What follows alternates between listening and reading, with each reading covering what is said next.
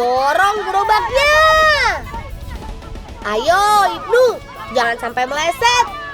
Masukkan kelapanya ke keranjang. Masuk. Teman, kali ini kami punya permainan seru nih. Main balap gerobak sambil memasukkan kelapa ke dalam keranjang. Selain kecepatan saat menarik gerobak, ketepatan saat menikung juga sangat menentukan. Dengan sudut tikungan yang tepat, tentu saja akan mempermudah pemain kita untuk memasukkan kelapa ke dalam keranjang. Iya, masuk lagi. Ayo, gas terus. Tak terasa, matahari sudah makin tinggi. Kami mau antar kelapa dulu ke Mamang.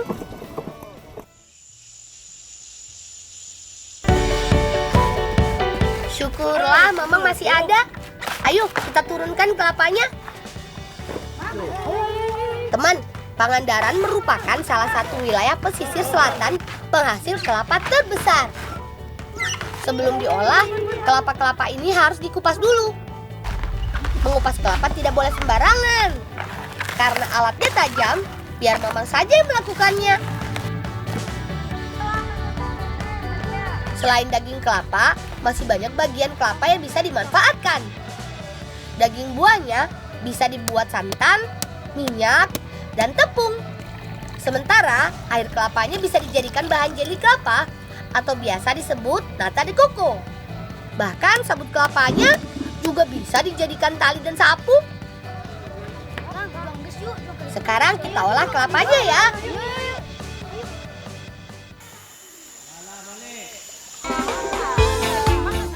Parut. Sebelum menjadi santan, kita harus parut semua daging kelapanya.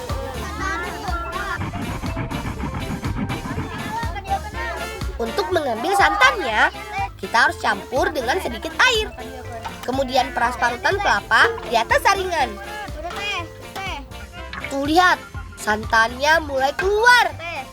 Santan kelapa inilah bahan utama membuat minyak kelapa dan galendo.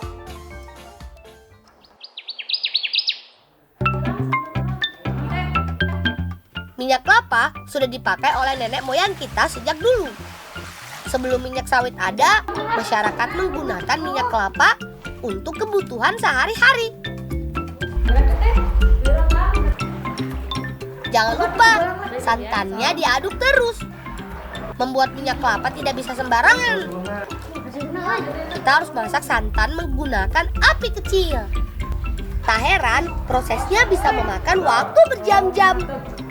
Membuat galendo memang tidak bisa dipisahkan dari proses pembuatan minyak kelapa. Karena keduanya diproses dalam satu rangkaian. Setelah 4 jam, minyak kelapa akan keluar. Dan sisa ampas santan akan menggumpal menjadi galendo. Tos lang, tos kalau diangkat dulu tos. Oh, atas mang. Tos kap. Karena minyaknya sangat panas, biar Mamang saja yang menyaringnya. Tuh, lihat. Galendonya banyak sekali. Saat ini galendo termasuk makanan yang langka. Rasanya sangat lezat. Bahkan bisa dikreasi menjadi beraneka macam olahan makanan. Enaknya kita buat apa ya galendonya? Jangan kemana-mana ya.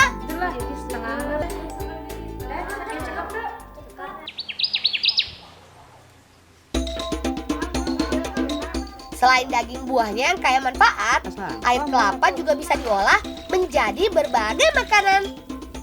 Salah satunya adalah jeli kelapa atau biasa disebut nata de coco.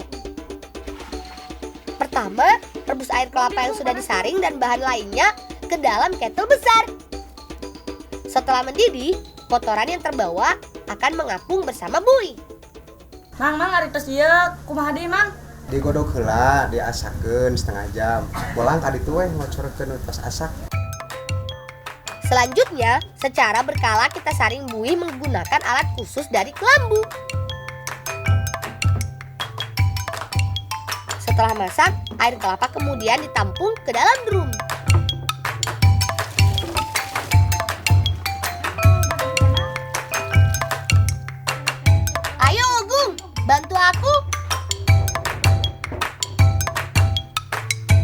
air kelapa kita tuang ke wadah, terlebih dahulu siapkan kertas koran sebagai penutupnya. Saatnya memindahkan air kelapa ke dalam loyang-loyang ini. Air kelapa rebus kemudian dituang ke dalam loyang khusus. Kemudian tutup menggunakan koran bekas dan ikat menggunakan karet ban. Susun loyang berisi air kelapa rebus di atas rak khusus yang kokoh. Tujuannya supaya jeli kelapa terbentuk sempurna. Atas lah. Oh, Nang. Ayo, Gung, tadi. Sekarang saatnya panen jeli kelapa yang sebelumnya. Setelah disimpan selama 1 minggu, air kelapa rebus akan mengeras menjadi jeli kelapa atau nata. Jeli akan mengeras mengikuti bentuk loyang.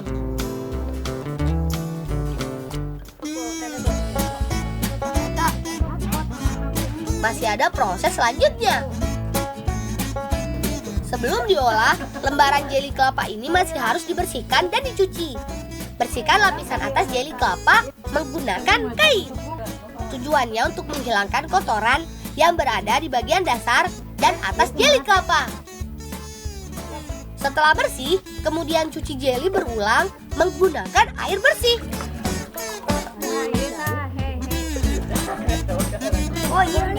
Terakhir, kita potong menggunakan mesin khusus.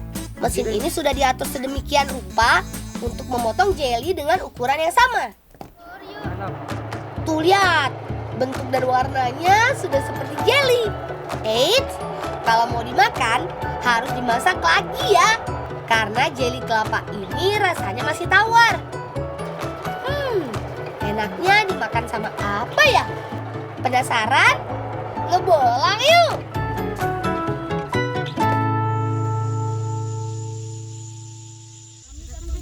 Asik!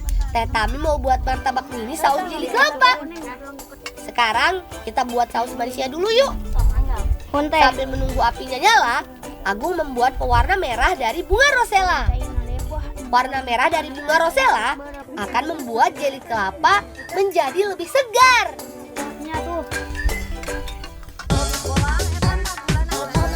Ayo teh kita masak jeli kelapanya. Pertama, masukkan air yang sudah dicampur dengan pewarna makanan. Kemudian tambahkan gula pasir, aduk sampai larut. Terakhir, tinggal cemplungkan jeli kelapanya. Proses ini akan membuat rasa jeli menjadi manis. Warnanya menjadi cerah dan lebih empuk.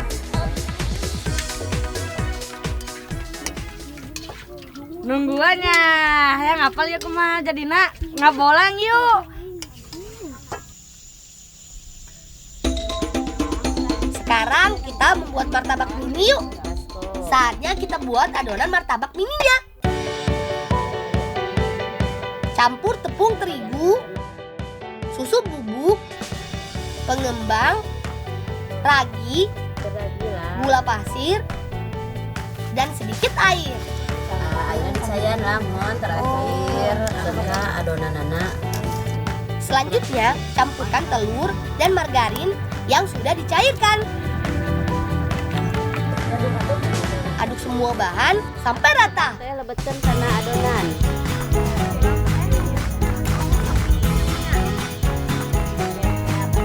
Setelah adonan jadi, baru kita bagi-bagi menjadi beberapa warna. Pastikan adonan tidak terlalu encer dan tidak terlalu kental. Bi, iya atas Bi. Atos, yuk orang dibelem ka ditu. Oh, mau atuh ayo. Yuk sareng yuk ka ditu. Adonan sudah siap. Saatnya kita panggang. Diolesan mentega eta. Untuk membuat martabak ini, kita menggunakan cetakan surabi. Sebelum adonan dimasukkan, olesi cetakan menggunakan margarin supaya adonan menjadi gurih dan tidak menempel. Setelah panas, tuang adonan ke dalam cetakan. Selanjutnya, tutup menggunakan penutup yang sudah dipanaskan. Tujuannya supaya martabak mininya matang atas dan bawah. Martabak mininya sudah setengah matang nih. Supaya makin lezat, kita bisa tambahkan galendo di atasnya. Selanjutnya, tutup dan panggang sampai matang. Sekedap di atas asap. Wih, martabak mininya sudah matang dan mengembang. Martabak mini Galendo sudah siap disantap. Supaya makin nikmat, kita tambahkan saus jeli kelapanya.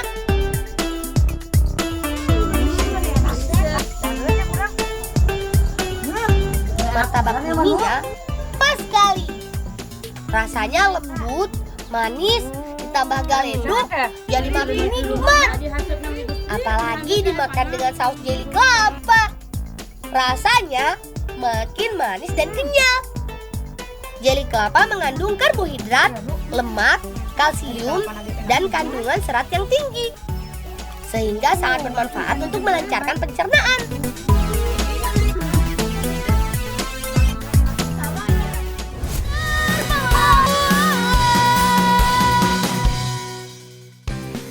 Hiji, dua, tilu.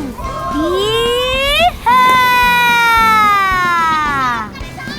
Seger pisan airnya.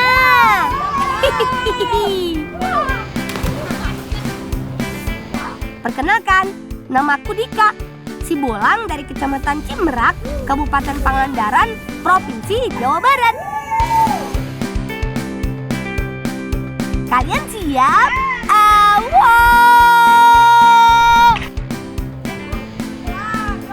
Pangandaran terkenal dengan wisata susur sungainya loh.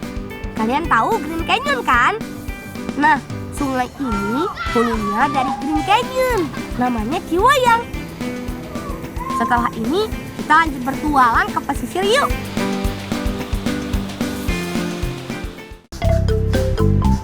Teman, aku bersyukur sekali bisa lahir dan dibesarkan di tanah Pangandaran. Selain terkenal dengan wisata pantai, Pangandaran juga menjadi salah satu penghasil aneka jenis ikan dan hasil laut lainnya. Sebelum membuat ikan jambal roti, kami mau lihat persediaan ikan di pelelangan dulu. Wih, ada ikan yang datang. Mang ari palelangan terus mulai cacan. Terus mulai di tadi ge amang keur ngakutan. Oh, atuh ayo. Ayo.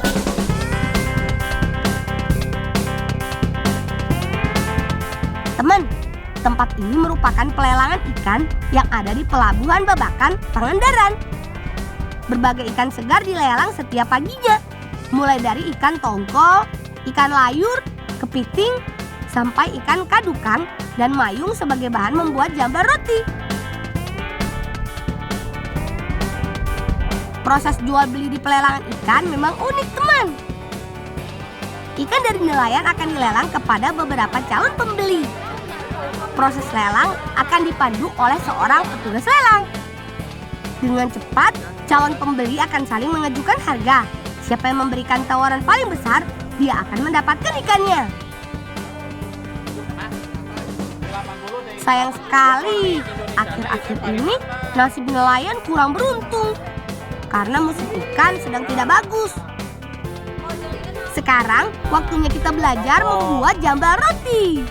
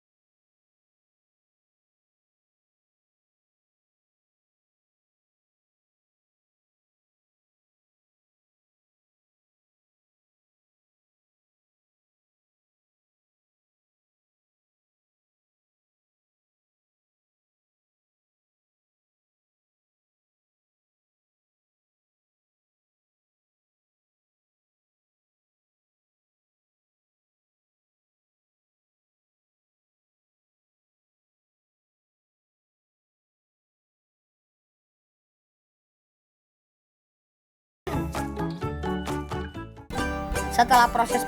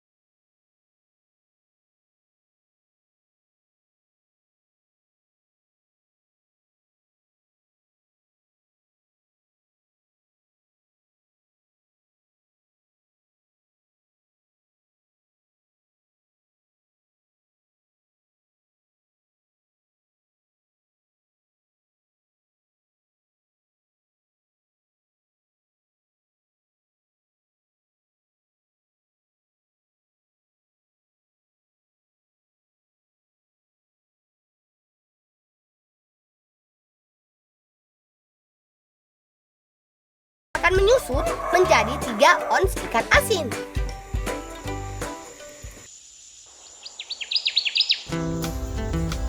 Wah, asik! Bibi mau membuat nasi tutuk oncom jambal roti.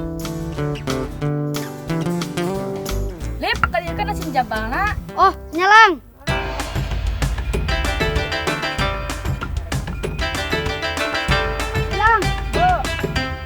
Sebelum diolah, jambal rotinya harus dipotong kecil-kecil. Selain itu, ada 2 macam bumbu yang disiapkan.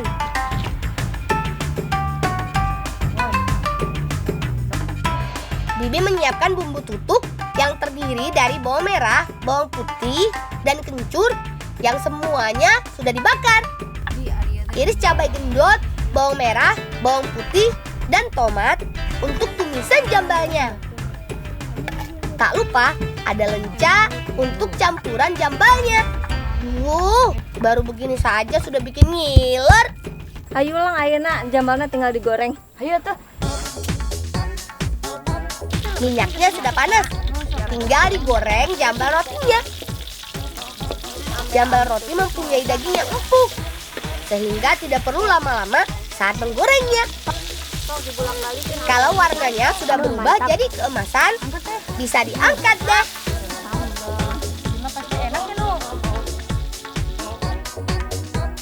Ini teh bumbuna terus beres. Selanjutnya kita buat tumisan jambal. Masukkan bawang merah, bawang putih, bawang bombay, cabai gendot, tomat, kucai, daun bawang, dan lengkuas. Supaya tambah wangi dan lezat, kita tambahkan bunga kecombrang dan lencanya.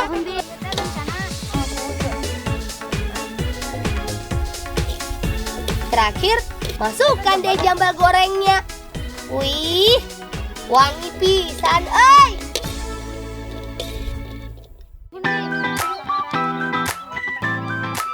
Nah, saatnya buat nasi tutuk oncomnya yuk. Sebelum diolah, panggang oncom di atas bara api.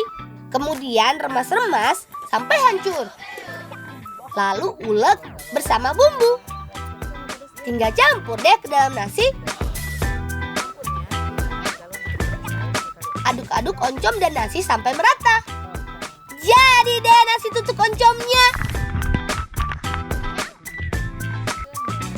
Supaya makin lezat, susun dulu nasi tutuknya. Asin jambal na tos beres. Tuh, udah mirip kue ulang tahun belum?